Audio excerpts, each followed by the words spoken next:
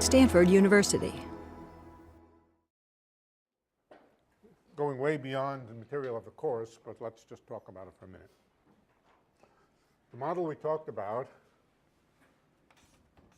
had a Hamiltonian, or an energy, which is just C times P. P can be positive or negative.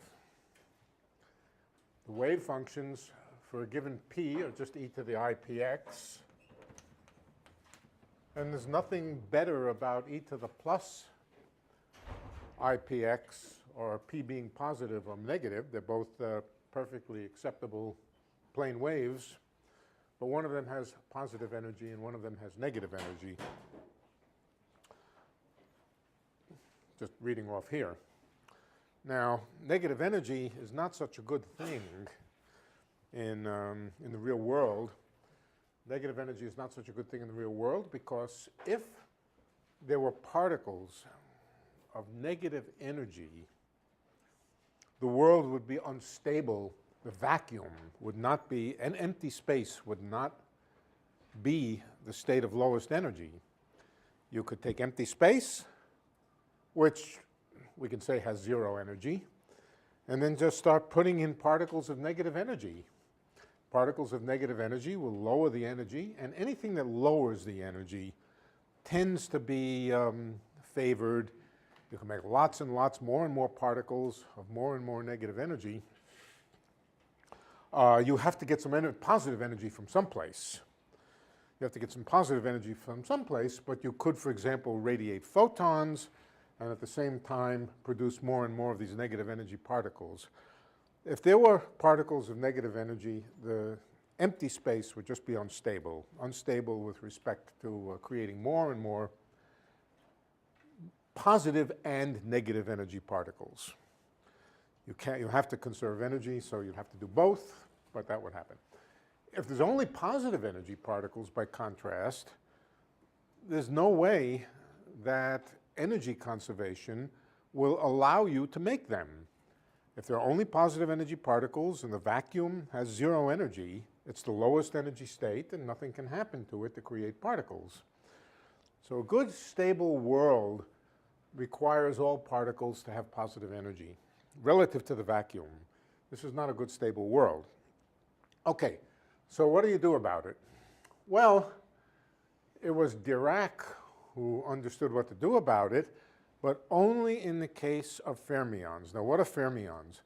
Fermions are simply particles that cannot be in the same state. Two of them cannot be in the same state.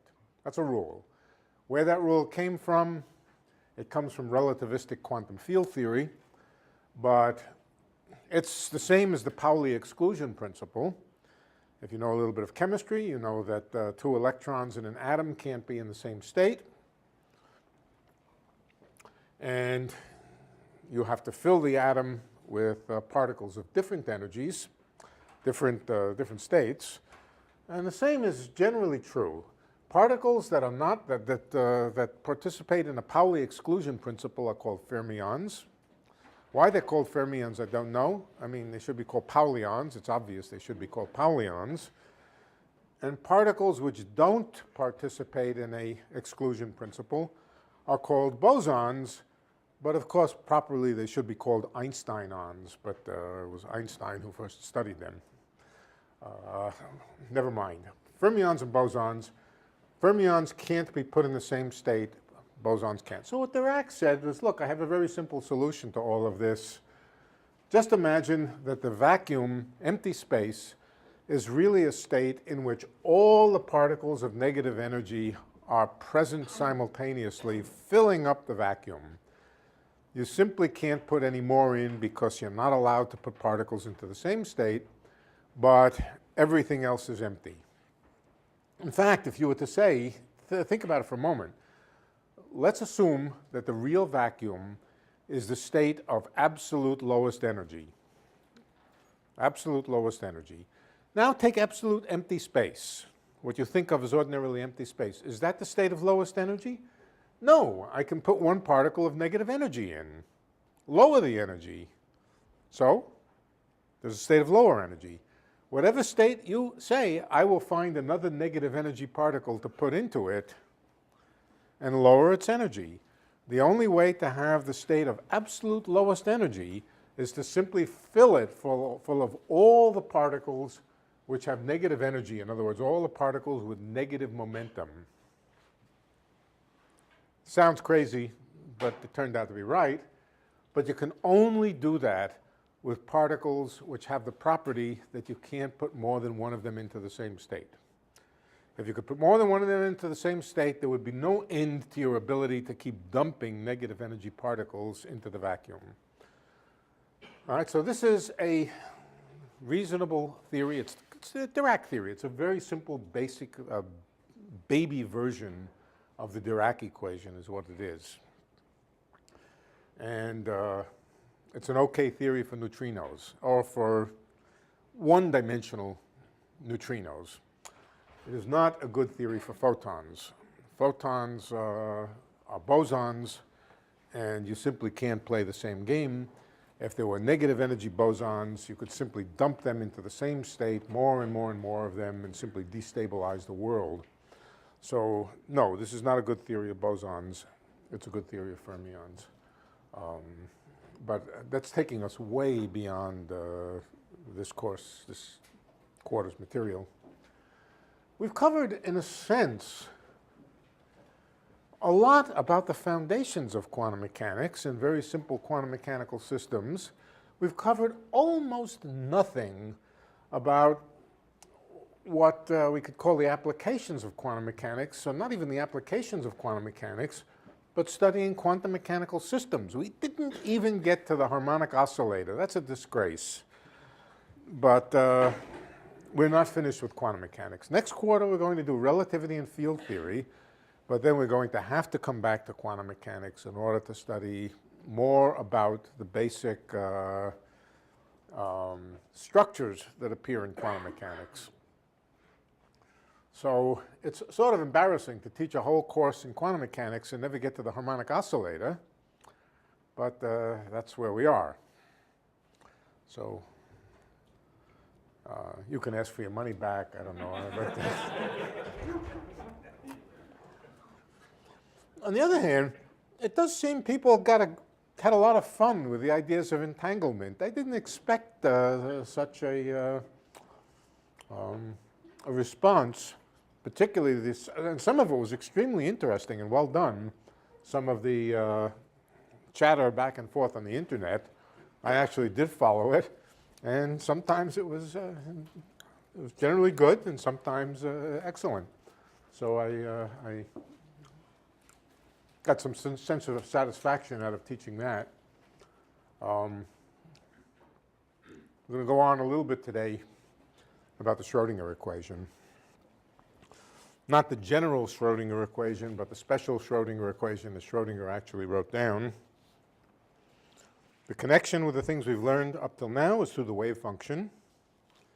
And the wave function is simply the amplitude that a particle is located at a particular position. In other words, it's the inner product of whatever the state vector happens to be with a state of definite position. And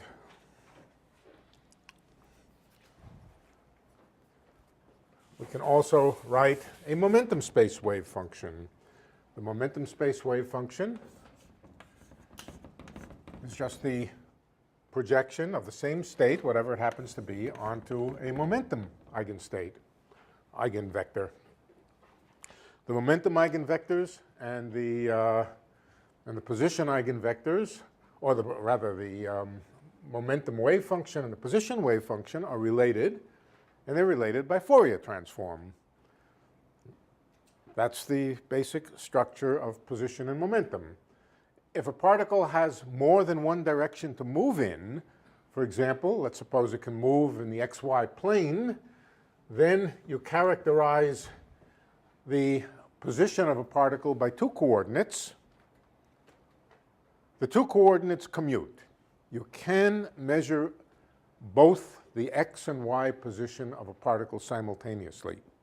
Now, is that something that follows automatically from what we've said up till now? No, not at all. It's really an empirical fact. It's an empirical fact that the structure of the quantum mechanics of particles only conforms to experiment if we assume that the different coordinates, the different directions that a particle can move in commute. And that means that the wave function is really a function not of a single variable, but a function of a collection of variables, the collection of variables being the position, the various coordinates of the particle. If we have several particles, then the wave function becomes a function of the coordinates of all the particles. We're not going to go into that today, but I just tell you that the wave function the wave function of a collection of particles is not a function of three-dimensional space. It's a function of all of the coordinates of all of the particles. In the same way that phase space, the phase space of a particle, is described by a collection of a large number of coordinates and momenta in the case of classical physics, the wave function of a particle is a collection of a system, is a collection of, a function of the collection of all of the coordinates. So for example, if you have 10 to the 23rd particles, psi would be a function of 10 to the 23rd coordinates. Okay, so that's the basic structure. And you can go to momentum space by Fourier transform and write the wave function instead as a wave function of all of the momenta of all the particles. You can even have mixed situations, mixed representations, where you may describe a wave function in terms of the coordinates of some of the particles and momenta of the other particles. This is also allowed. But we're going to focus on the case of one-dimensional motion again. We're going to come back to that and just discuss the behavior of the wave function, its properties, just a little bit. Mainly properties of the Schrodinger equation. First, the uncertainty principle. Okay. Where does the uncertainty principle come from? It comes from the fact that x, the coordinate, and p don't commute. Whenever two coordinates or two observables don't commute, it becomes impossible to measure both of them simultaneously because there aren't eigenvectors which are eigenvectors of both observables. In particular, the eigenvectors of x are extremely different. Every eigenvector of x is extremely different from every eigenvector of p. The eigenvectors of x are sharp, narrow, highly localized functions in space. And the eigenvectors of momentum are, first of all, complex, e to the I px, but their real and imaginary parts are oscillations over all of space. And so they're sort of space-filling. They're not space-filling. It's not that the particle fills space. It's just that the particle is everywhere equally likely to be everywheres when its momentum is known. So that's the most primitive observation about the uncertainty principle. If you know the position of a particle, you certainly don't know its momentum, or if a particle is in a position eigenstate, it's very far from a momentum eigenstate. If it's a momentum eigenstate, it's very far from a position eigenstate. That's the most primitive version of it. We could say more qualitatively, and then we'll come to quantitative. We'll come to quantitative precise theorem in a moment. But if we look at the wave function as a function of x and its relationship by Fourier transform dp over the square root of 2 pi psi twiddle of p e to the I px. And I won't bother writing the other relationship. The other relationship is the one that writes psi of p in terms of psi of x. And just start fooling around trying to construct psi of p or psi of x one from the other by Fourier transform, you very quickly discover that the narrower the distribution in X, the broader the distribution in P will be. That's a property just of the Fourier analysis, that the narrower psi of X is, the broader psi of P is, and vice versa. If psi of P is very narrow, it means that it's basically a single plane wave, then it's very broad in X. And so that's a pattern of Fourier transform. The narrower a function is, the broader its Fourier transform is. That's the qualitative understanding of the uncertainty principle, but let's try to do a little bit better. Let's try to see if we can define the notion of uncertainty and then see if we can prove a theorem. Okay. I'm going to prove a slightly simplified version of the theorem, mostly because there's just too much on the blackboard if I prove the full general theorem. I'll prove a simplified version of it, but the simplified version of it contains the basic ingredients. All right, first of all, what is meant by the uncertainty in a variable? You have some distribution for that variable, and the first thing to do before discussing the uncertainty in it is shift the axes so that the average of X, let's say this is X, so that the average of X is 0. You can always do that. Whoops. If the average of X is not 0, let's suppose you have some wave function like that. X equals 0 is over here. If you put your center of coordinates over here, obviously the average of X, the expectation value of X, will be negative. If you put your coordinates over here, the average of X will clearly be positive. And as you move the origin, you'll eventually find a position where the average of X is exactly equal to 0. So let's simplify our story by shifting coordinates. This is just a shift of coordinates, just shifting our coordinates until the average value of X is equal to 0. Okay, so average of X is equal to 0 first. Then what? Now, we've done it. Average of X is equal to 0. What is the uncertainty? The uncertainty, by definition, is the average of X squared. Okay? And looking at the average of X, it's 0 because anything on this side is balanced by something on this side. X is positive over here, X is negative over here. So looking at the average of it, the average will cancel if you choose your axes in the right place. But the average of X squared measured relative to this located axis here, will not be 0. X squared is not 0 here. X squared is not 0 here. In fact, X squared, the only place where X squared is 0 is right at the origin. And so there's no way that the average of X squared can be 0. And in fact, the broader the wave function, the larger the expectation value of X squared will be. Right? That's clear. So a good measure of the width of the distribution, you can call it the uncertainty in X, and it is the definition really of the uncertainty in X, is the average of X squared. The average value of X squared with a given probability distribution, given that the average of X itself is equal to 0, that is the uncertainty in X.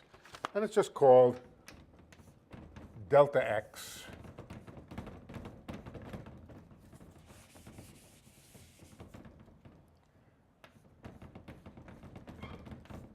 squared. It's just called, it's a positive number, delta X squared, and the broader the distribution, the larger it will be. All right. How do you calculate it if you know the wave function? Very simply. You take the integral of psi star psi of x, that's the probability to find the particle at x, times x squared. That's the expectation value of x squared. Okay? That's the average of x squared. Probability to find the particle at position x times x squared.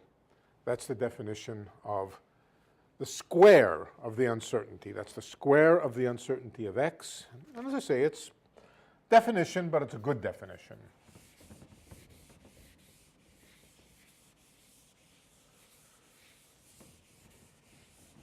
Let me rewrite it up here.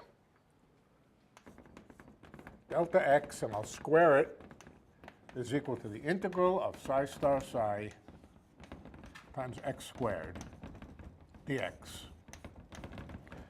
All right, now what about the uncertainty in momentum? The uncertainty in momentum is defined in a very similar way. One other point. This is equal to psi x squared psi. It's the expectation value in the state psi of x squared. Okay. Thought of as a quantum mechanical, this is a quantum mechanical formula, the expectation value of x squared. That's the uncertainty. What about the uncertainty in momentum? In fact, for that matter, what about the uncertainty in anything?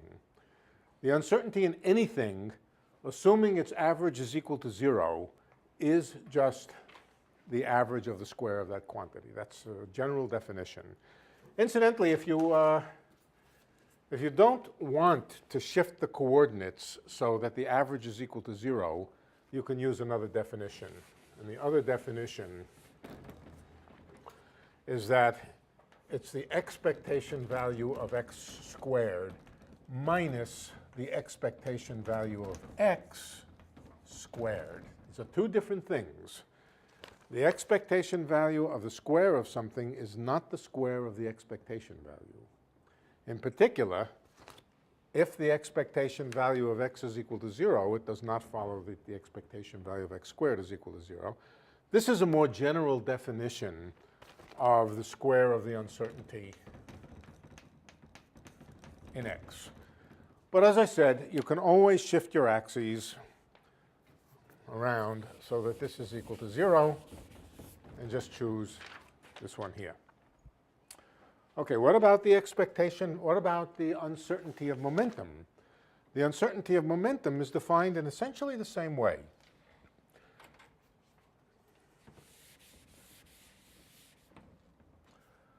You can define it, if you like, using the Fourier transformed wave function, and then it would just be, I'm not going to use this definition, but let's just do it. Delta p squared would be the integral psi twiddle of p, psi of p, times p squared dp. This would be the probability that the particle has momentum p times p squared integrated over p. But I'm not going to do it this way. What I'm going to do is just observe that this quantity over here is nothing but psi p squared psi. And now I'm going to work in the position representation. We can do that because we know what the operator p is when it acts on a wave function psi of x. What does p do? What does the operator p do when it acts on a wave function in the x basis? What it does, well, first of all, whenever you take expectation values or inner products, you have an integral dx to do. All right? From the bra vector here, you have psi star of x. The ket side of this is p squared times psi. And what is p squared? P is minus I d by dx. I'm using now that the momentum operator p is minus I d by dx, and p squared is just minus d second by dx squared. Second derivative, that's what p squared is. You act twice with p, once and then twice. So This is equal to the integral dx psi star of x d second psi by dx squared with a minus sign. The minus sign coming from minus I times minus I. Okay. Now you look at this and you worry a little bit. There's a minus sign here. How can the uncertainty in P be negative? What does it mean to have a negative uncertainty in P? There's a minus sign here. What's going on? What's going on is that the integral in here is negative. That's all that's going on. The integral is here. And how do you see that the integral is negative?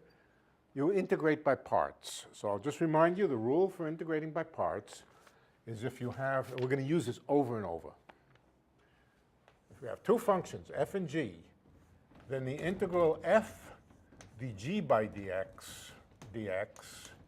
is equal to minus the integral df by dx times g dx. This is true as long as f and g go to 0 appropriately at infinity, so that the boundary terms don't contribute in the integration by parts. All right, but just look at the structure of it, because we'll use it over and over. You can switch the derivative from one factor to the other factor at the cost of a minus sign. All right, that's the basic rule. Okay, so this is the second derivative. The second derivative is also, of course, a first derivative. Namely, it's the first derivative of the first derivative, d psi by dx. Let's do an integration by parts. All we have to do is switch the d by dx to psi star and change the minus sign. Okay, so this becomes dx. Let's put the dx over here. The d by dx can switch to the psi star at the cost of a change in sign. So this becomes plus, and this becomes d psi star by dx. Now look what we have here. We have d psi by dx, and we have d psi star by dx. This factor is the complex conjugate of this factor. They're just complex conjugates of each other. And what happens if you multiply a complex conjugate, a function by its complex conjugate? First of all, it's real, and second of all, it's positive. So the integrand in here is positive. The sign got changed to plus, and this is most definitely a positive integral here. So p squared, this is the expectation value of p squared. Okay. Do we know that the average of p is 0?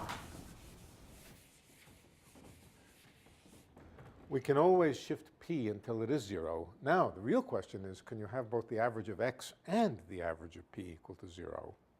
That's not so obvious. The answer is yes. You can always shift.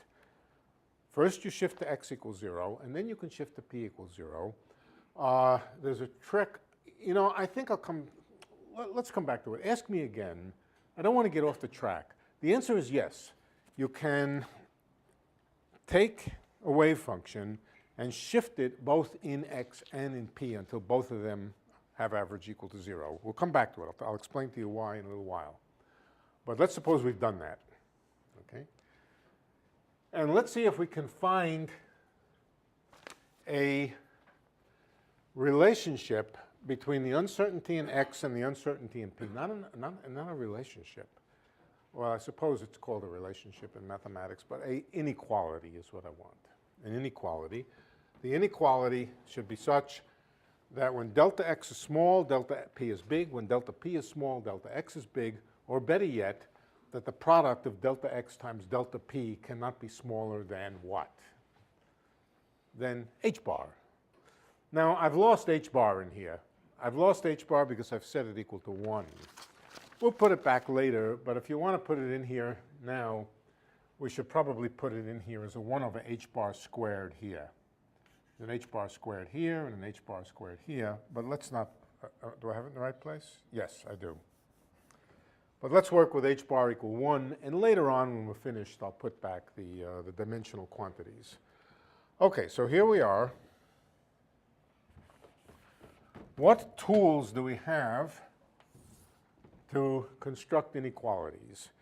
There's basically there's a zillion inequalities in mathematics, but probably the most famous, the most useful, and the only one that I know that's particularly useful is the triangle inequality. Everybody know the triangle inequality? Some people do, some people don't, so I will tell it to you. And it comes in two forms. It's a statement about triangles, of all things. What it says is if you have a triangle, that the sum of any two sides is bigger than the third side. Obviously true, right? The sum of this side and this side. Why is that? Because the shortest distance between any 2 points is a straight line. So the shortest distance between these 2 points is this one, and the other two sides, the sum of the other two sides is certainly bigger. So if we have 3 sides, that's a statement. There's also another version of it. I'll tell you what, I think I'll prove it. I'll prove the other version, but you know the other version very well also. Let's call this one A, let's call this one B, and let's call this one C. Okay, so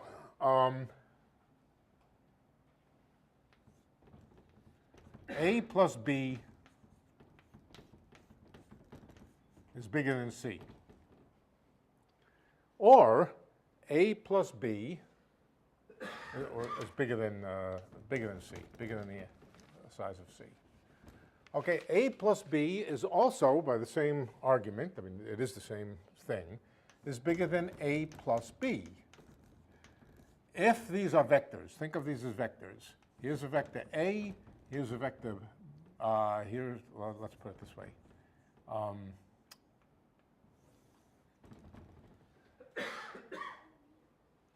C is not A plus B, is it? It's A minus B in this case, right? I think I want to think of it this way. A, B, C. Okay, it's still a triangle. A plus B is bigger than C, which is the same as saying it's bigger than A plus B. Let's square it. Let's square it. Then this becomes A squared, square of the side of A, plus B squared, plus twice AB is bigger than this guy over here. Well, what's the square of A plus B? It is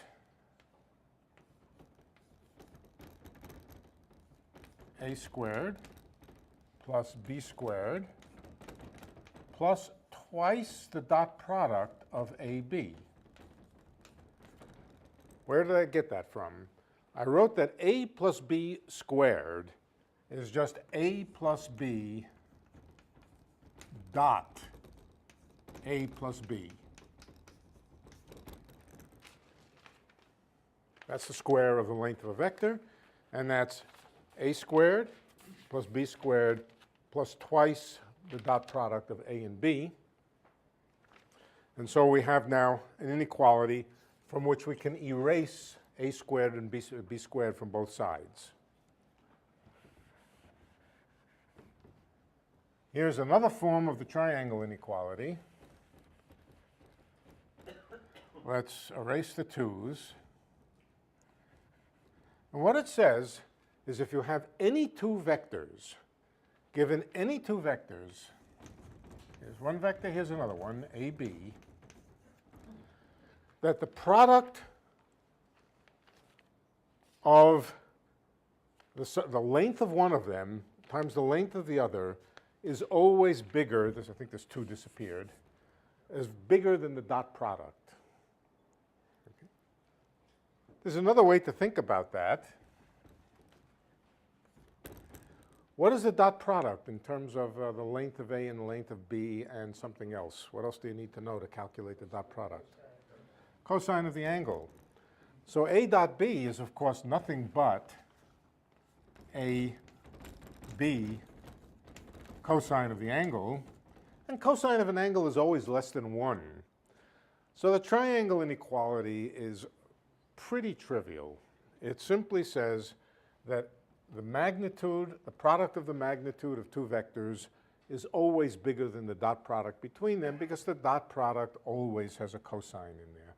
Now this is true for vectors in 2 dimensions, 3 dimensions, 100 zillion dimensions. It's even true for vectors in complex vector spaces. It's just generally true for vectors in any kind of vector space that the magnitude defined as the square root of the inner product of the vector with itself, that this inequality is true. In fact, let's just write it as A dot B.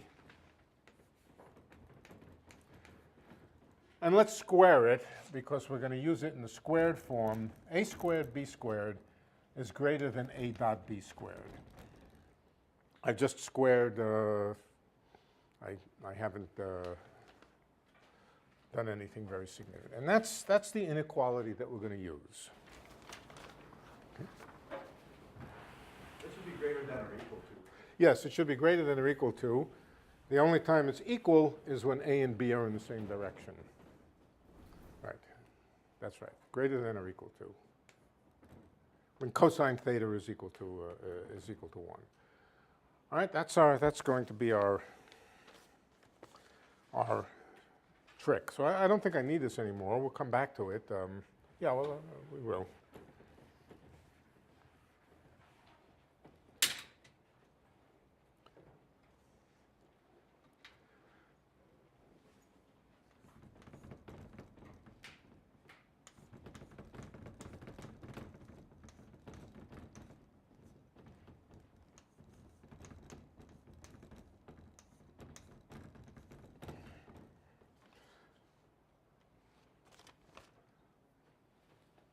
Kind of looks promising. We have a delta x squared here, sort of like a squared. We have a delta p squared here, sort of like b squared. And we want to show that it's bigger than something. All right, so the trick is to define the right a's and b's in terms of size and x's and so forth, and then just use the theorem. But I'm going to make one simplifying assumption. I've already made 2 simplifying assumptions that the expectation value of x and p are 0. That I will show you how to arrange, and there's no trick there. The simplifying assumption I'm going to make, only because I don't want to fill up the blackboard with more algebra than I need, than necessary. This is something you can sit down with at home and go through it for the more general case. I'm going to assume that the wave function psi of x is real. If I didn't, we'd be chasing around psi's and psi stars, and I would eventually tire you out, and you would probably lose the thread of the argument. So I'm going to assume that psi is real. It'll save us some algebra. It's not general, but it's very easy to fill in the steps for complex psi. Easy, but it takes a few more lines. And I just after sitting down and doing it on a piece of paper, I just decided it was too much for a blackboard presentation to do. Better to do it for the simple case. So psi is real. Okay, so here we are. We can get rid of the psi stars then. And I think I lost an equation here. Using the fact that p is minus I d by dx, we proved that this is equal to integral d psi star by dx, d psi by dx. Just quickly to remind you how we did it. P squared was a second derivative, well, minus the second derivative, and then we did an integration by parts to take one of the derivatives and put it over here. Okay, so that's delta p squared. And what we're going to try to prove is that the product of this times this is bigger than something. Product of this times this is bigger than something. Okay, and to do so, it's just a trick. Now think of A and B as vectors. In fact, you can think of A and B as either bra vectors or ket vectors. Since psi is real, it doesn't matter whether they're bra vectors or ket vectors, but here's what it's going to be. The one vector A, I'm writing them now in bra ket notation. the triangle inequality is perfectly true for bras and kets as well as for ordinary vectors. All right, so the vector A is going to be described as going to be the vector whose wave function is not psi of x, but x psi of x. A is the vector whose wave function is x psi of x. In other words, it's x operating on psi. And B is going to be the vector p times psi, or basically minus I d psi by dx. When I write equals here, I mean to say that A is the vector whose wave function is psi of x, B is the vector whose wave function is d psi by dx. And we're going to apply the triangle inequality to that. Okay. Notice that with this definition here, delta x squared is a squared. Look at it. The inner product of A with itself, a squared, is just the integral of psi star psi times x squared. So this is here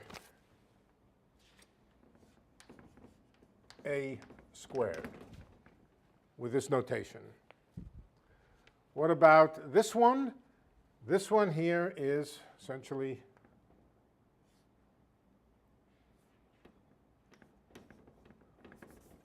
b squared. It's the inner product of b with itself. How come I don't have I have a minus I d by dx here. If I put minus I d by dx over here, I would have minus I times minus I, which is minus 1. How come I don't get how come I have a plus 1 instead of a minus 1? Complex conjugation. Yeah, so this is b squared. That's a squared. And a squared times b squared is this. All right. It is also delta x squared times delta p squared. So delta x squared, delta p squared, a squared, b squared. The triangle inequality is literally talking about delta x squared, delta p squared. So now let's look at the other side of the inequality here. The other side of the inequality is a dot b squared. So let's compute a dot b. It's the inner product of these two vectors. Right? And then we square it. Then we take its absolute value and square it. Because we take its absolute value, I don't have to keep track of i's, minus signs. In the end, they'll all go away because I take the absolute value. And so the inner product of a dot b is going to be equal, it's going to have an integral. Oh, one thing. I did say that I'm going to choose psi to be real. So all of these psi stars don't matter. They're just psi. Every place you see psi star, you can think of psi. Okay, so let's take a dot b squared. That's going to be a, which is psi of x, x. I've just written this in the opposite order. And then times b, which is going to be d psi by dx. As I said, I'm not worried about signs or i's for the simple reason that in the end I'm going to take the absolute value of this. So that doesn't play any, that will play no role. And let's look at this quantity. Now, we have a dot b squared, so I can multiply this by itself. If I wanted to multiply itself by itself, I could multiply it by another integral of the same type, y d psi by dy. This is dx. This is dy. But all I'm doing is writing the same thing twice. So if I can evaluate this, I am also evaluating this. Okay, so here's the trick. The trick is to say d psi by dx times psi. Does that ring a bell to you? D psi by dx times psi? The derivative of log, right? No. No, not the derivative of the log. It would be the derivative of the log if it was in the denominator. You're on the right track, though. It's the derivative of the square of psi. It's 1/2 the derivative of the square of psi. the derivative of the square of psi is equal to twice psi d psi by dx. So apart from a factor of 2, what we have here is x times the derivative of psi squared with respect to x. Everybody see that? Yell out if you don't. Okay. So I can remove this psi here and replace this by psi squared. And at the same time, put a factor of 2 1/2 somewhere. I do the same thing with the other factor. Same thing here. Psi squared. Why, another factor of 2, which makes this altogether a factor of 1/4. And as I said, this is just a, I don't even know why I'm doing it. I should just write square. But I just wrote the square by writing the same thing down again. Okay. Next, integration by parts. You have a derivative here. It's a derivative of psi squared, but it's still just a derivative. And when you have a function times a derivative to be integrated, you can switch the derivative to the other function at the cost of a sign. But really, there's no cost in sign because there's another sign from this one over here. All right, so there's no real cost in sign, and besides, we're taking the absolute value. So this is equal to integral of psi squared times dx by dx.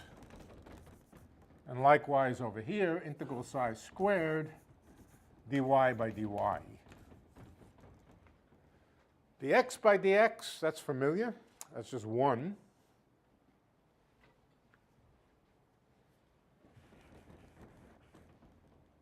And this is just squaring the same thing again. We are finished.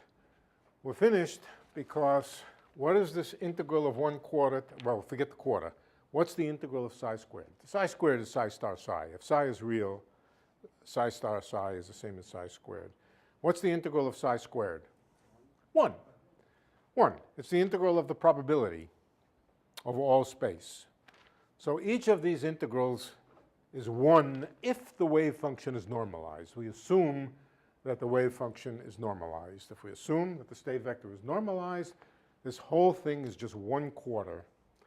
And we have proved now the uncertainty principle from the triangle inequality that delta x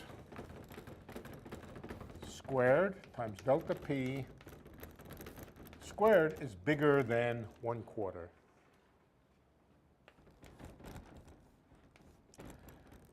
The 1/4, I remind you, came from 2 factors like this.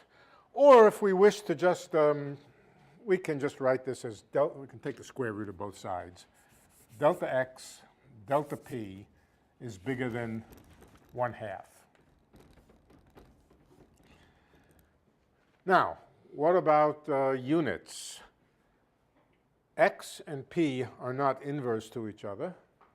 So the product of an x and a p can't be a pure number. What is inverse to an x is a p over h bar. So really, this is delta p over h bar. If I put back the units, or basically delta x delta p is bigger than 1/2 h bar. Right. This is the theorem that asserts the uncertainty principle, that the uncertainty in position times the uncertainty in momentum is bigger than h bar. Now, this would be true for any direction of space. Pick any direction of space, take, or any particle, any coordinate, any generalized coordinate in mechanics, its uncertainty times the uncertainty in the corresponding conjugate momentum is bigger than h bar. So that's bigger than h bar over 2, as a matter of fact. Any questions about about this particular version of the uncertainty principle? Yeah. The integration method has another term that I guess integrates to 0, right? Because it's Which term? well, f times the derivative of g is the integral of f times g minus the derivative, the Yeah. integral of the opposite derivative.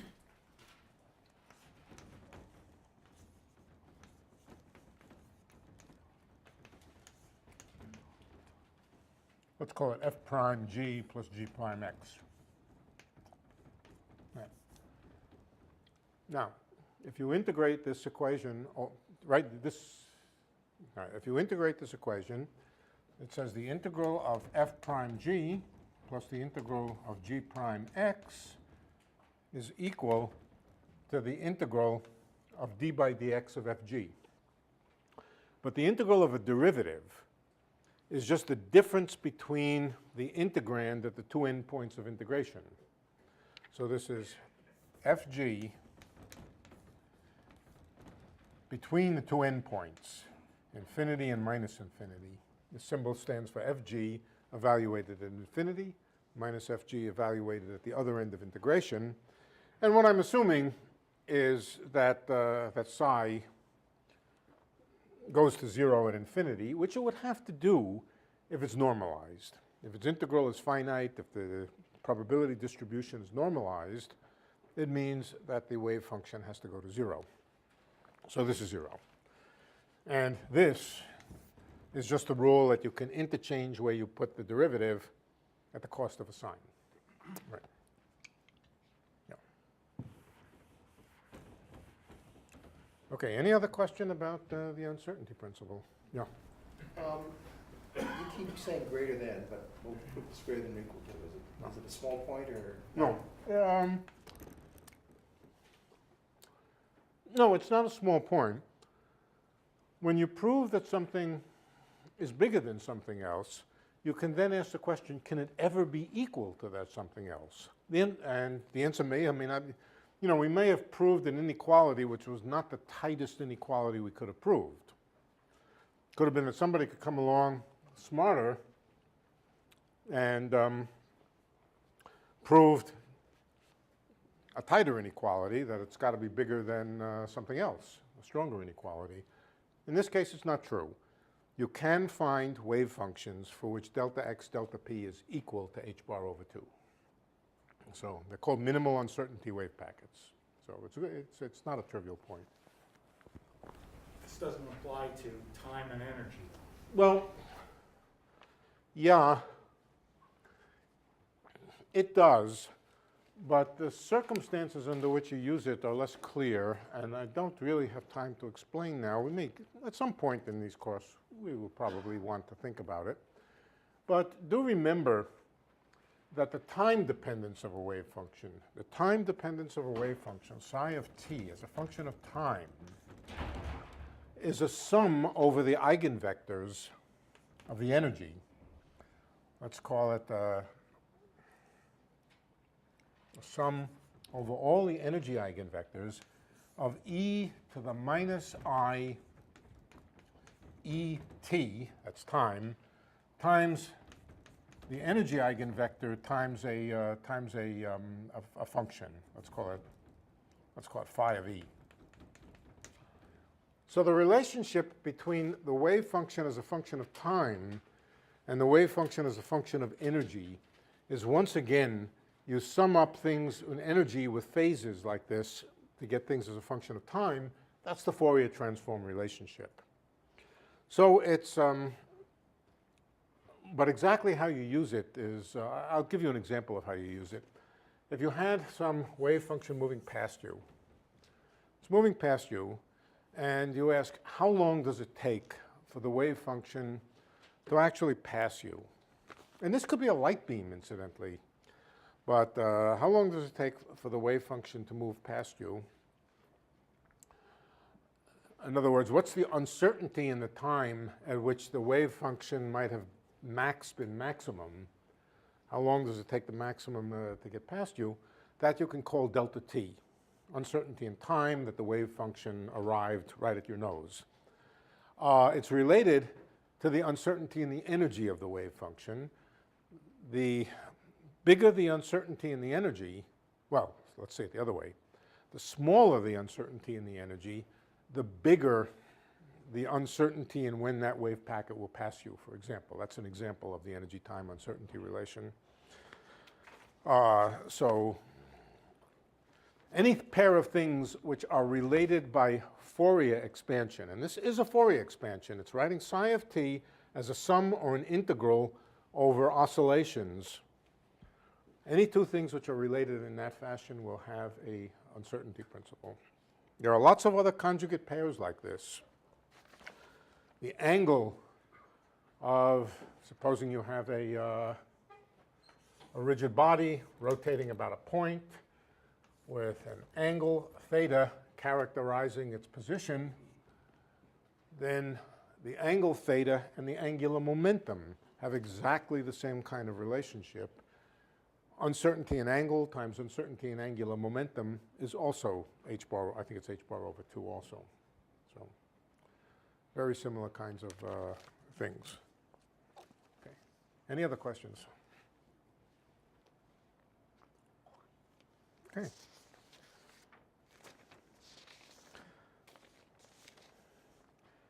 Let's turn to the Schrodinger equation.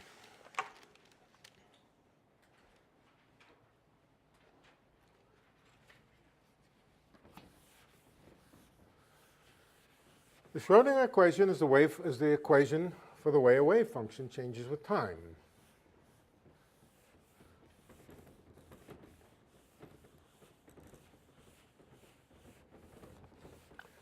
It also governs the way expectation values, if you know how the wave function changes with time, then you can try to deduce how expectation values of observables change with time. One of the things we would like to do is to see the relationship between the motion of wave packets governed by the Schrodinger equation and their classical counterparts, namely the motion of systems. Systems in this case being a particle. We would like to see that as long as the wave packet is narrow and not too crazily spread out and not, if it's a nice bell-shaped curve and stays a bell-shaped curve for some length of time, that the wave function or the center of the wave function moves in a way which is familiar from classical mechanics. We need to be able to do that to make any relationship between the classical and the quantum mechanical things that we've been talking about. Okay, now we talked about this. Let's first write down the general Schrodinger equation. I'm going to take you back a couple of lectures now. Take you back a couple of lectures and go through the derivation of how a wave packet moves. Okay. The answer is the wave packet moves so that its center satisfies the classical equations of motion. I'm not going to do that in a new way. I'm going to go right back to the old way that we've already talked about. And to do that, we first of all, in order to know how the wave function changes, we need to know the Hamiltonian. And let's just remind ourselves how it works. The way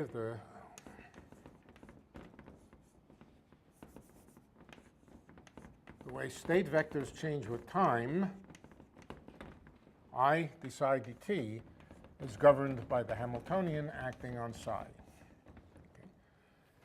If we were to take for our Hamiltonian p squared over 2m, that's the Hamiltonian for a classical particle. Why we should take it for a quantum mechanical particle is not obvious. And what might we add to that to put the particle in a force field? We might add a potential energy function. Potential energy function might be plus v of x. Okay, so that would be the classical Hamiltonian for a particle moving in a potential energy function v of x. And we can take that, we can lift that right from classical mechanics and think of it as a quantum mechanical Hamiltonian, and then check afterwards, is the wave packet really moving the way classical mechanics would say that the classical particle moves? Okay. All right, so let's try that. We will just work, in a little while, we'll just work with this abstract equation here, but let's just see what it says. H on psi, H on psi. Instead of working with abstract ket vectors, we can work with wave functions. And what this equation would say would be I d psi of x by dt is equal, now, p squared, what is p? P is minus I d by dx. P squared is minus d by dx squared, or d second by dx squared. There's a 1 over 2m minus 1 over 2m times psi. But what is v of x? Is v of x an operator? Yes, v of x is an operator. By definition, this is a definition now. I told you what the operator x does. The operator x, when it multiplies a wave function, just multiplies it by x. The corresponding thing for a general v of x is the meaning of the operator v of x is that it multiplies the wave function by v of x. We didn't talk about that much. We didn't talk about functions of x. But functions of x are just defined in the obvious way, as thought of as operators.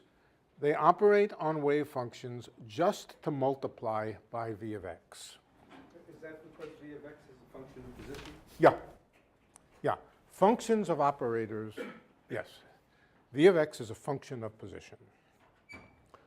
X multiplies psi of x, v of x also multiplies. And you can take this as definition. When you make a definition, of course, you're later going to want to prove that it was a useful definition. You don't just make definitions. You make definitions and then show that they either are valuable because they're easy to work with, or they're valuable because they relate things to previous things you already knew. What we're going to want to show is that with this definition of how v of x acts, that the Schrodinger equation will, in fact, make particles move according to classical orbits, or at least make wave packets, insofar as they don't spread too much, move according to the classical equations of motion. All right, so that's one term, d sec 1 over 2m, second derivative of psi. And the other term is just plus v of x times psi of x. When v of x acts on psi of x, it just multiplies it. And this becomes the Schrodinger equation.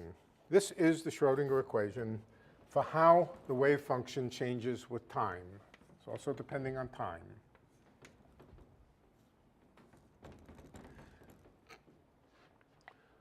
Let's at the same time write, you know what I want to do with this? I'm going to be interested in d psi by dt. So I think I'll multiply away this I. What do? We multiply, if we want to get rid of an I, we multiply it by a minus I, right? Minus I times I is 1. So multiply by minus I, that'll get rid of this minus sign and put an I here, and put a minus I here. That's psi dot, if you like. The left-hand side is psi dot. Let's also write down d psi star of x and t with respect to t. It's not a new equation. It's just a complex conjugate of this one. And that one will be minus I over 2m d second psi star by dx squared plus I v of x psi of x. Hmm? Yeah. I think I got it right. T at the end. Hmm? Did I make a mistake? So let's start with psi star. And everybody's talking at once and I can't hear. Oh, yeah, good. psi star. Good. Right, those are the Schrodinger equations. They're equivalent to each other.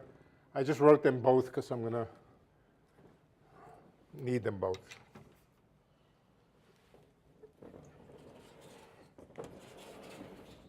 Okay.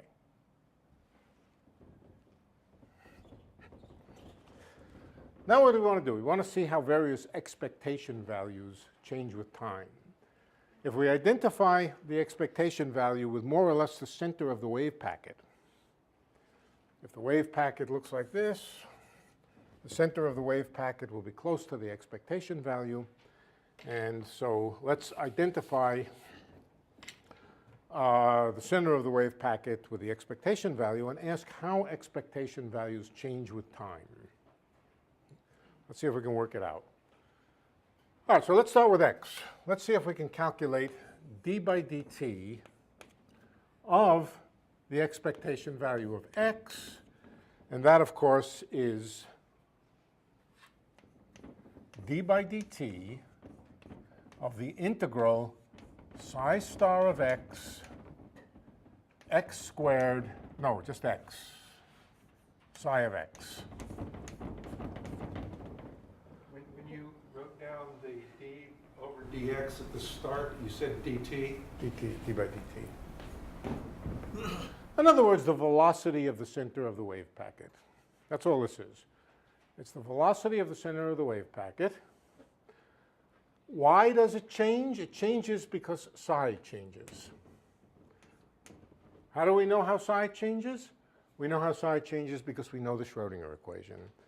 So this is going to be a little exercise, a little bit too tedious for my taste to do on the blackboard. It's not very tedious, but still, I may cut little pieces, take some shortcuts, but I'll tell you when I do.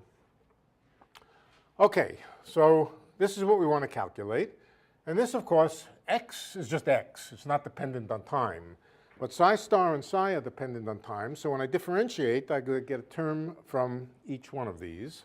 And this will give me integral the psi star of, well, let's just write the d by dt psi star x psi plus integral psi star x psi dot.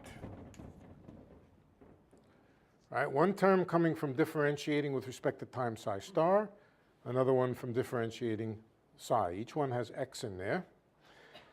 And now, of course, this is just psi star dot.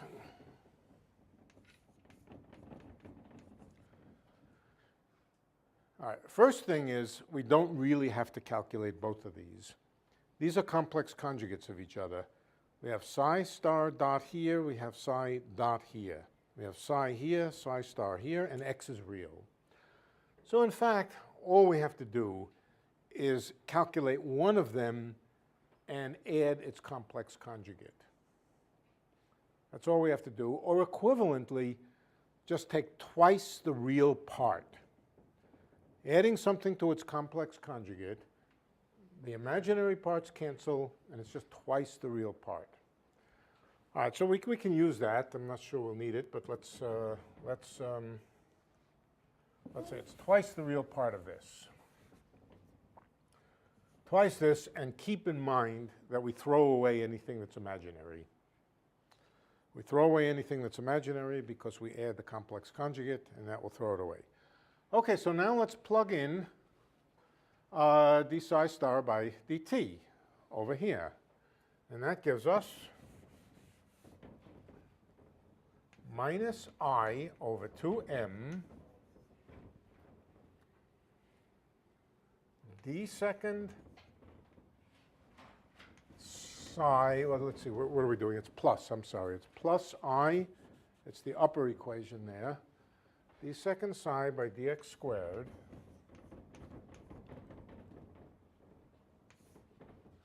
I think it's minus I v of x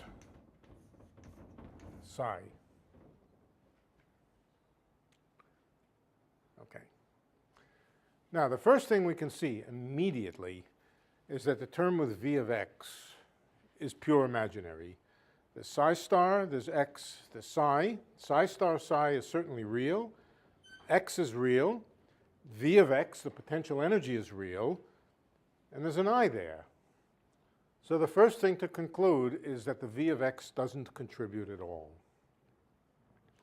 It doesn't contribute at all because when you add the complex conjugate, it will cancel. So in this equation, we can throw this away over here. Psi star x, V of x psi, that's real, with the imaginary part cancels.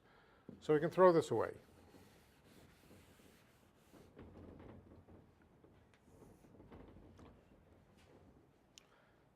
Okay.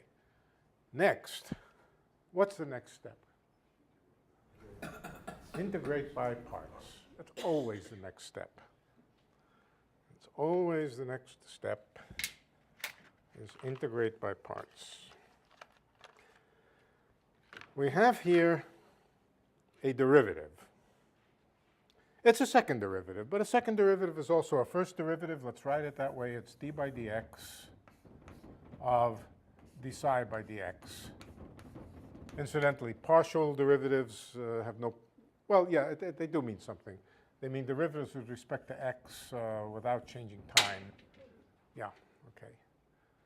All right, so that's our equation. And now I want to integrate by parts, which means I want this d by dx over here to shift to the other factor. I want to shift it to the other factor, and I'm going to get two terms. Let's look at what the two terms are. The first term, the d by dx will just hit x. What does that give? What is d by dx of x? 1. So that will give me twice integral psi star. The x will disappear when d by dx hits it. And there is d psi by dx, right? d psi by dx.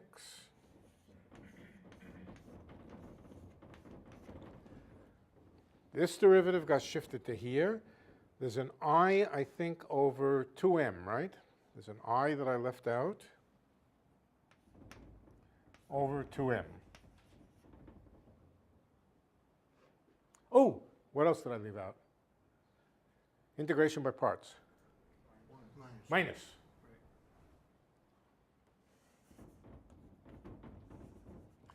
That's one term. Now, again, you might think this is dangerous I here. We should throw it away because it's imaginary, but it's not imaginary. It's real. We'll see that in a moment. Okay, well, in fact, we'll see exactly what it is in a moment. But let's do the other term. The other term has an I over 2m.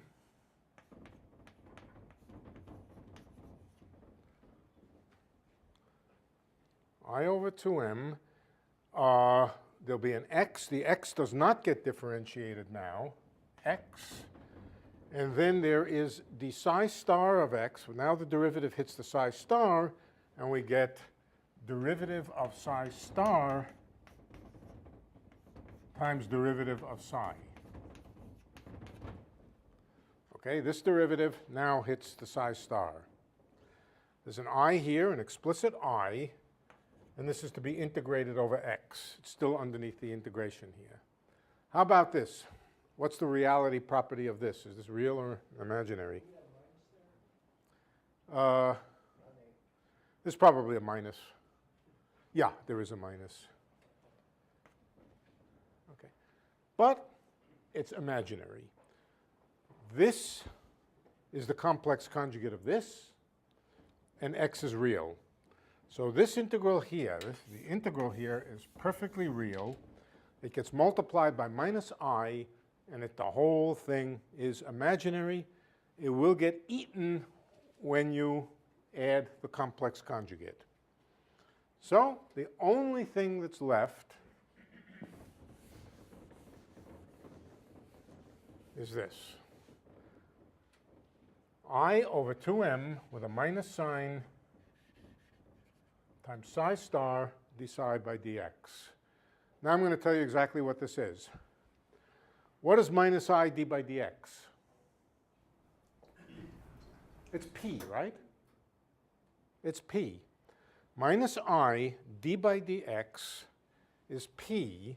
So what this is it's the expectation value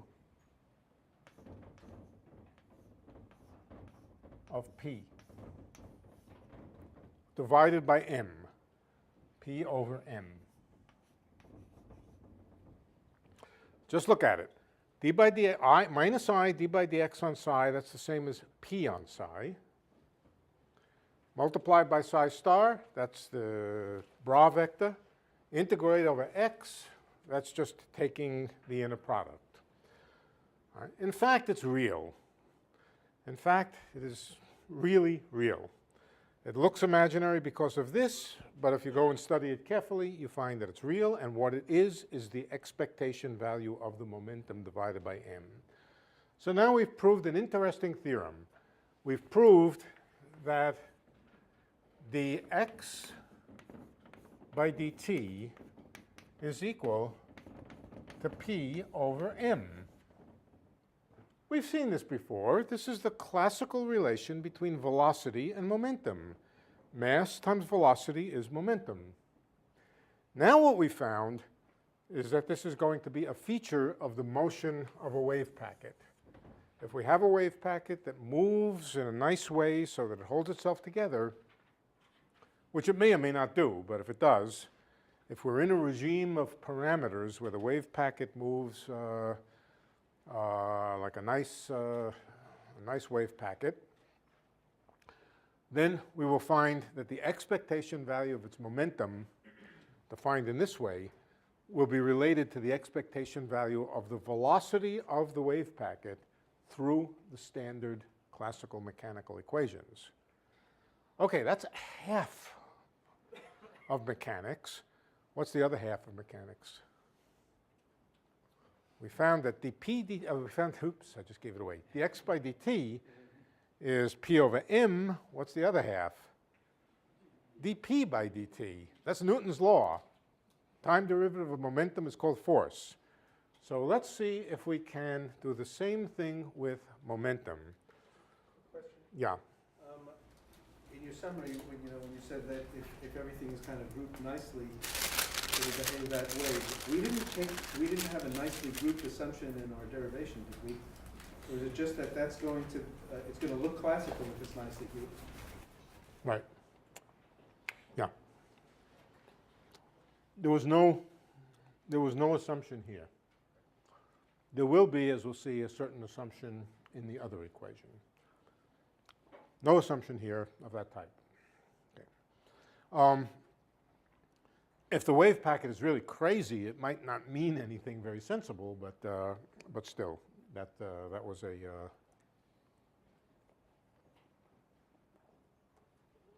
nothing I did up till now depended on any approximate notion of how the wave packet moves. Okay, we got this. Let's see if we can get the other half. Now, I don't guarantee to be able to get through it without all sorts of errors of i's and minuses, but let's try this one. All right.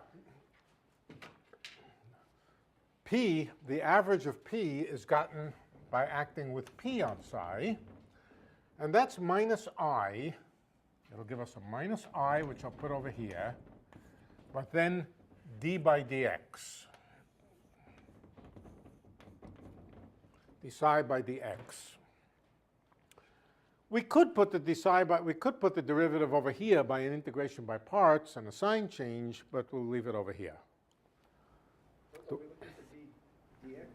Hmm? Are we looking for ddx of P? Or is it D on the very left-hand side? Should that be an x on the bottom? Where? D by d. No, no. Yeah, it should be No, no. We want the time derivative of the momentum. What do we want to see? We want to see that the time derivative of the momentum is governed. Let's write Newton's equation. P dot is equal to force. That's it.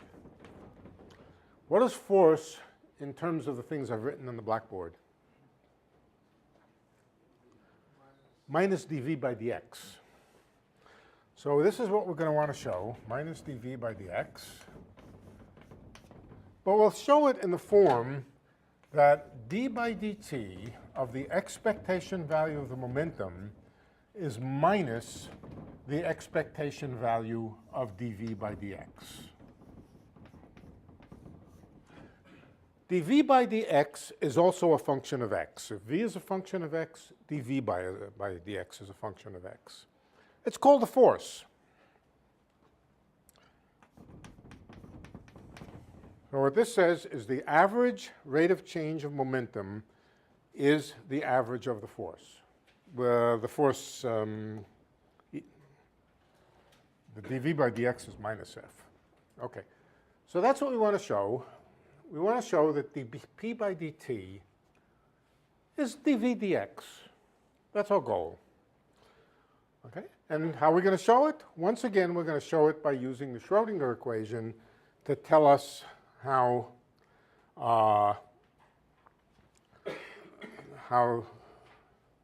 things change with time. Okay, so let's see now.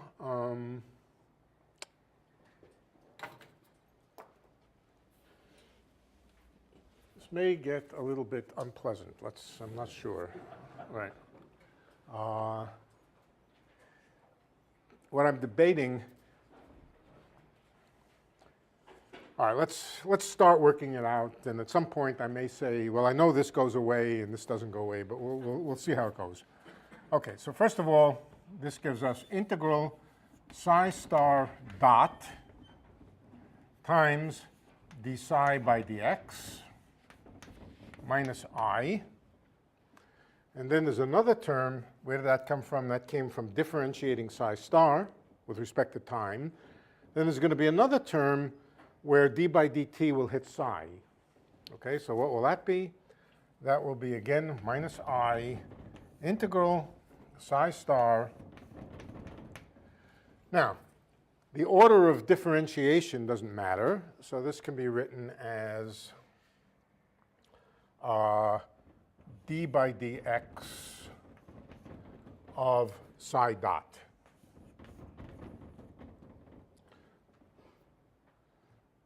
I'm just wondering, at one point, I'm going to regret not having done an integration by parts. But it won't matter, because if I do the integration by parts, I will regret it. So I might as well just go ahead. Is there an extra I? No, I don't think so. I don't think so. No, I think it's right. Okay. Oh, you know what? I think it will be convenient to integrate this one by parts. If I integrate this one by parts, I will get a plus I here and a d psi star by dx here. Now, the reason it's convenient is because the thing in here is the complex conjugate of the thing here. Okay? Psi dot star, well, that's the complex conjugate of psi dot. D psi by dx, that's the complex conjugate of psi star. But notice it's I times the difference. What do I get when I take I times the difference of two complex conjugates? You get a real thing again. All right? So, I think it's just the real part of this. Well, let's just keep going. My eye, let's just keep going. We can erase this and remember in the end that the answer has to be twice the real part of this. Twice the real part of this. And we don't have to keep track of both of them. Okay, now, what do? We plug in the Schrodinger equation and pray like mad that it all goes well. Okay, so psi dot is equal to I over 2m d second psi by dx squared minus I v of x psi.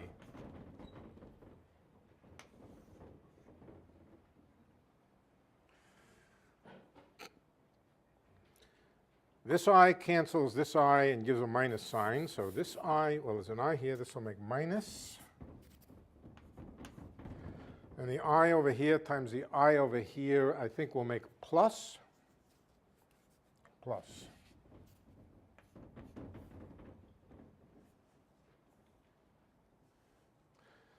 Okay, we have a somewhat unpleasant thing here. How unpleasant is it? Let's see.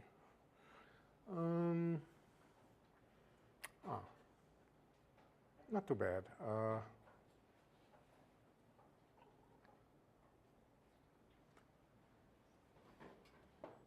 This piece, I believe, is pure imaginary. It is.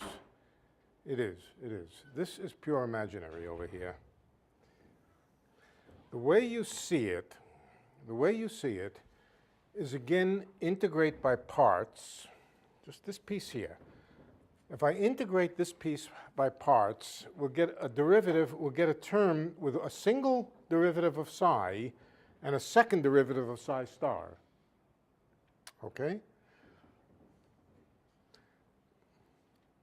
What we'll discover is basically the difference between a thing and its complex conjugate.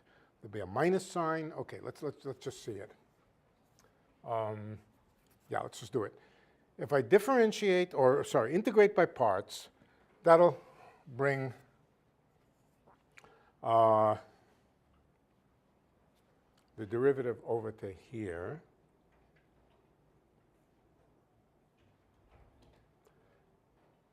It's pure imaginary. I know that it is. Whenever you have a quantity complex conjugated times the derivative of the unconjugated thing and you integrate it, it's always pure imaginary. We've used that trick before. I'll just tell you right now, this piece is pure imaginary. It's not going to be of any significance. The significant piece is integral d psi star by dx v of x psi.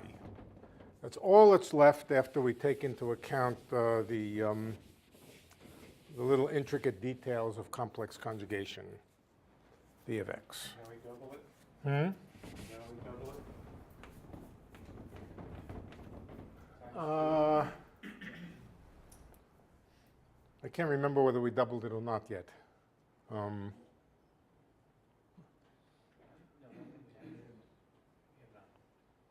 I think we double it. I think we double it. Yeah, we double it. We have to double this. Okay. Yes, we have to double it. Or add it to its complex conjugate, I would say, right? We have to add it to its complex conjugate, I think. In fact, let's do that right now. Let's add it to its complex conjugate plus the integral of psi star v of x d psi by dx. All right, I've taken this and complex conjugated it. I've taken this and complex conjugated it, and v is real.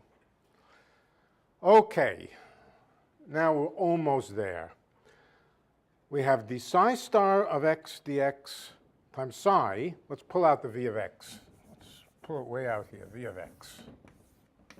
V of x times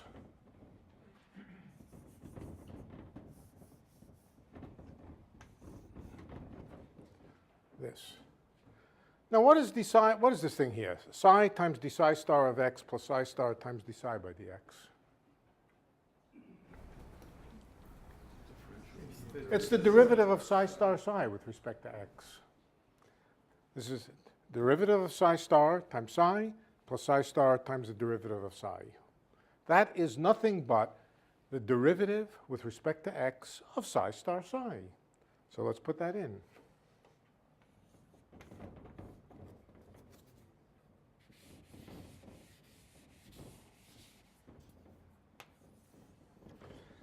And the next step,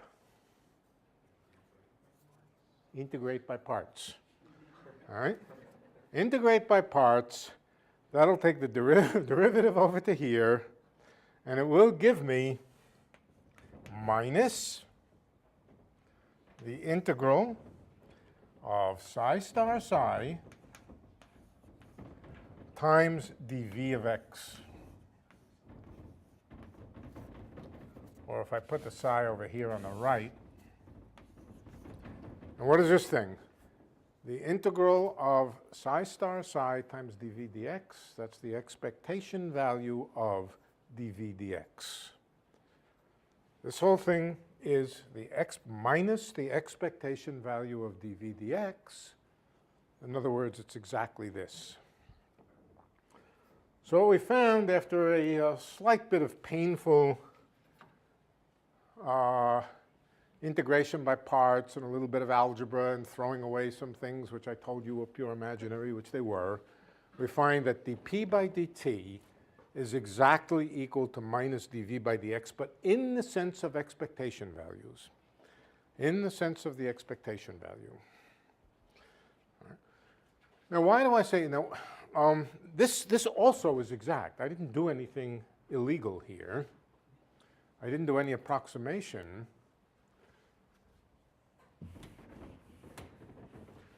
I'll tell you where the use or where it may be important that the wave packet have a nice shape. The expectation value of dv by dx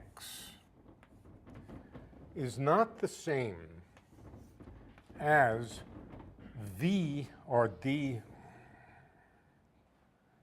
Let's just take v. Let's just take v. The expectation value of v of x. No, let's call it f of x, force. The expectation value of f of x, this is really annoying, which is, after all, minus dv by dx. The expectation value of a function of x is not the same thing as the function of the expectation value of x. This represents the expectation value of x, the center of the wave packet, and this is a function of the center of the wave packet. It is not the same thing as the thing we calculated in general. This is the expectation value of f of x. Let me give you an example where they're very, very different, where they could be extremely different. Suppose, for example, that f were equal to x squared.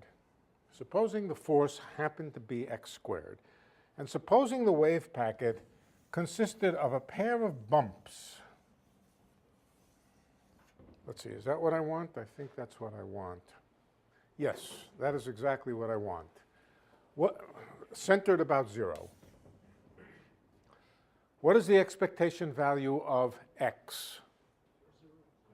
What's f of the expectation value of x? 0, right? On the other hand, what is the expectation value of x squared? Certainly not 0. This one has an x squared that's equal to the x squared of this. Right? It's certainly not 0.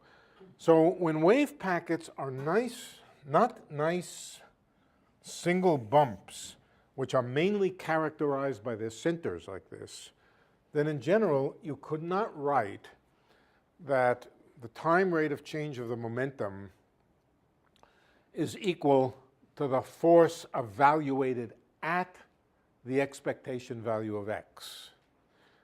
It's only if the wave functions are nice and so that concentrated over a fairly narrow range. If they're concentrated over a reasonably narrow range, then the expectation value of f of x is the same as as f of the expectation value of x. This is where we have cheated a little bit in saying this looks like the classical equation of motion. That depends on the wave packet being nice and coherent and well localized. What are the circumstances under which a wave function will remain nicely localized? Well, I'll tell you what the circumstances are. the circumstances are that the particle is heavy. If the particle is heavy and takes two things, the particle being fairly heavy and the potential energy not having too many spikes, not having spikes in it or something like that. Spikes, when the wave function hits spikes, it tends to break up.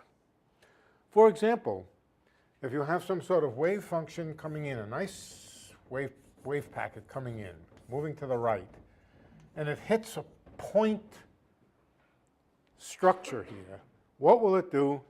It will spread out all over the place like that. The wave function will disintegrate all over the place. If, on the other hand, it hits a very smooth potential of some sort, then it will go through the smooth potential, moving more or less according to the classical equations of motion. So, you know, we don't expect quantum mechanics to reproduce classical mechanics in every possible circumstance. We expect it to reproduce quantum mechanics in circumstances where it should, where particles are heavy and where potentials are nice and smooth and don't cause the wave function to break up into little pieces or disintegrate or scatter all over the place. Okay.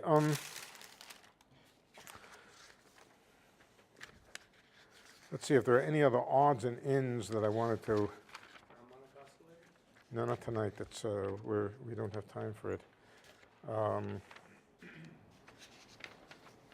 about what you were just describing.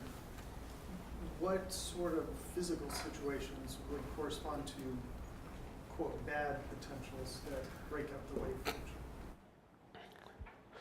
Well, okay. The situation which is bad tends to be when the potential has structures and features in it which, let's say, have some size associated with them, some structure which we can call delta x, some size associated with the structure here, and where delta x is significantly smaller than the uncertainty in position of the particle. If the structures, if the, what do we want to call them? Features, sharp features of the wave function take place on a scale which is much smaller than the size of the incoming wave packet, then it will break up the wave function into a lot of little pieces. Each one will scatter. They'll scatter off in different different directions. Did I write this right? Yeah, that's right. Okay, let's. Isn't it the case then, it's in those cases where, in some sense, classical mechanics itself is breaking down. Is that right? Where, yes. In other words, Yes. you shouldn't expect it to replicate. No, you shouldn't expect classical it. No, mechanics of because course. it's- Of course, right. When there are basically when the features in the potential are shorter than the wavelength of the particle, it'll break it up into right.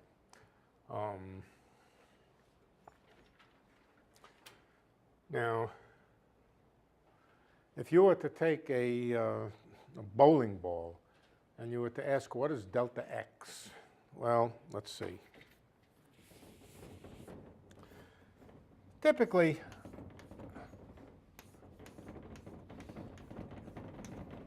it's true that typically delta p times delta x, the rule is that it's bigger than h bar, but in many reasonable cases it's of order h bar. Now, p, that's about as concentrated as you can get it, but for an ordinary macroscopic object, the uncertainty principle is pretty well saturated. Delta p times delta x is more or less about equal to h bar. Why that's so is a very complicated question, but very complicated. Now, what is delta p? Delta p is the mass times the delta velocity. Okay? So the uncertainty in velocity times the uncertainty in position is h bar over m. Now, if I put a bowling ball down on the ground you know very well that the uncertainty in its velocity is not very big. The uncertainty in its velocity is, in particular, as it gets heavier and heavier, you might expect the uncertainty in the velocity gets smaller and smaller. And in any case, there's an m down here. And so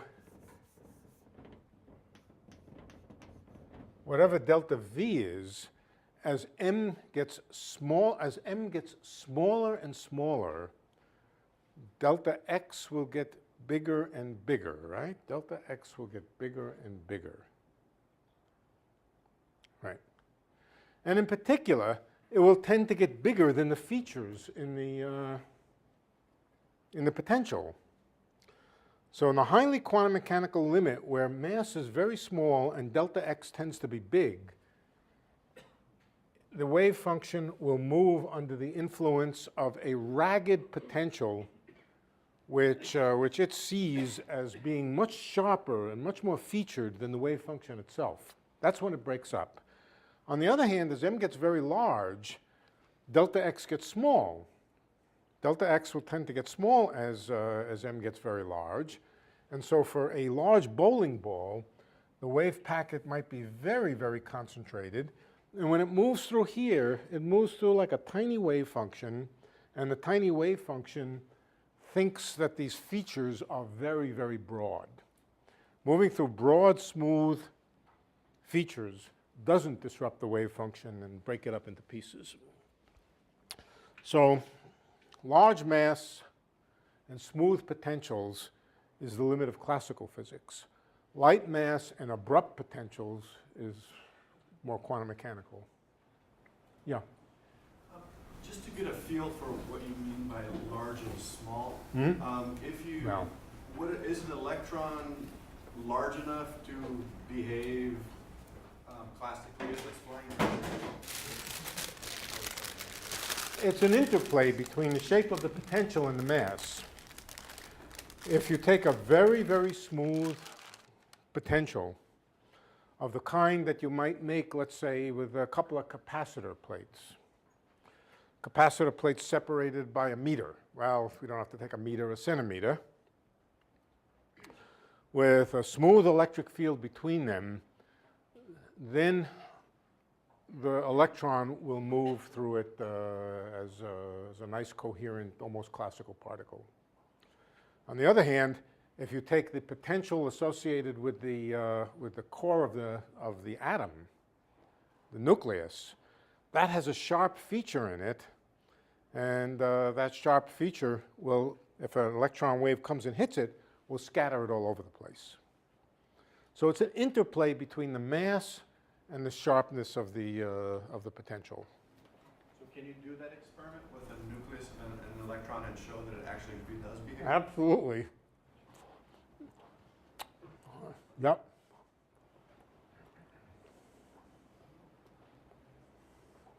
And isn't that what led? Let's not do. Of course you can do it with an electron. No problem with an electron. Very easy. The classic experiment was done in 1911. It wasn't done with electrons. It was done with alpha particles. Alpha particles come in and hit a gold nucleus.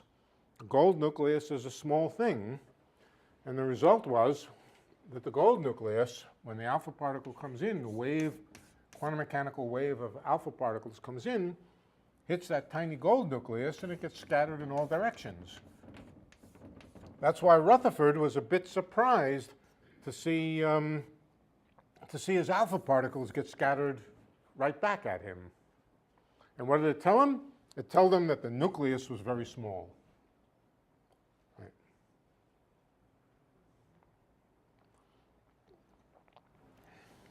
Well, they didn't understand quantum mechanics. I didn't. Right. He just thought he had a beam of alpha particles, some of which hit the center, some of which went through here. Right. But in fact, what he really had was a wave.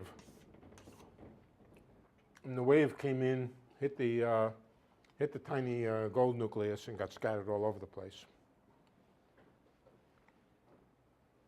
And with electrons, yeah, sure, it's very easy.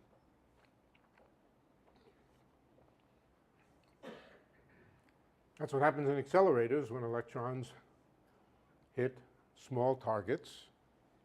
They just scatter. Oh, photons do also. Photons do also. Electromagnetic waves, if they hit structured objects with a structure size smaller than the wavelength, they get scattered all over the place.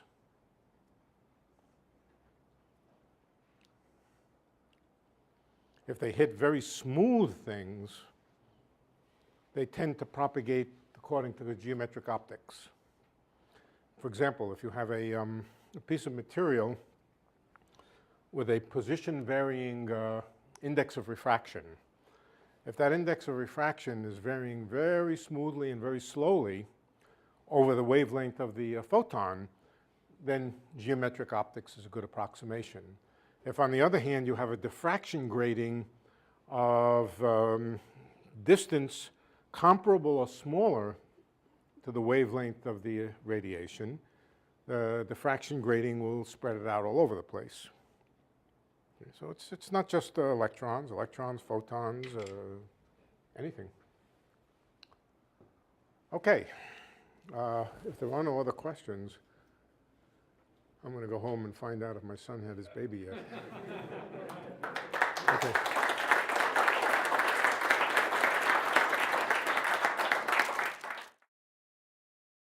For more, please visit us at stanford.edu.